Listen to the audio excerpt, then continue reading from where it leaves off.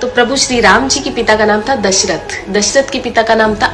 अज के पिता का नाम था नाभाग, नाभाग के पिता का नाम था ययाति, ययाति के पिता का नाम था नहुष, नहुष के पिता का नाम था अम्बऋषि, अम्बऋषि के पिता का नाम था प्रशुश्रुक, प्रशुश्रुक के पिता का नाम था मरु, तो मरु के पिता का नाम था शिग्रक, शिग्रक के पिता का नाम था अग्निवर्ण, अग्निवर्ण के पिता का नाम था सुदर्शन, सुदर्शन के पिता का नाम था शंखन, शंखन के पिता का नाम था प्रवड्ड, प्रवड्ड के पिता का नाम था अंशुमन, अंशुमन के पिता का नाम था दिलीप,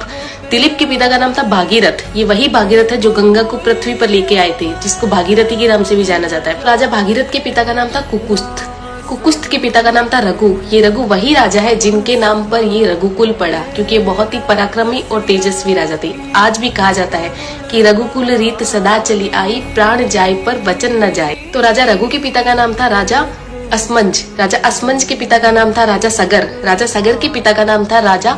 असित, राजा असित के पिता का नाम था राजा भरत, राजा भरत के पिता का नाम था ध्रुव संधि, राजा ध्रुव संधि के पिता का नाम था राजा सुसंधि, राजा सुसंधि के पिता का नाम था राजा मानधाता, मानधाता के पिता का नाम था युवानाश्री, युवानाश्री के पिता का नाम था दुंदुमार, दुंदुमार के पिता का नाम था त्रिशंकु, राजा त्रिशंकु के पिता का नाम था राजा पृथु, राजा पृथु के पिता का नाम था अंडरण्य, अंडरण्य के पिता का नाम था राजा बाण, राजा बाण के पिता का नाम था विवस्वान, राजा विवस्वान के पिता का नाम था राजा मनु, राजा मनु के पिता का नाम था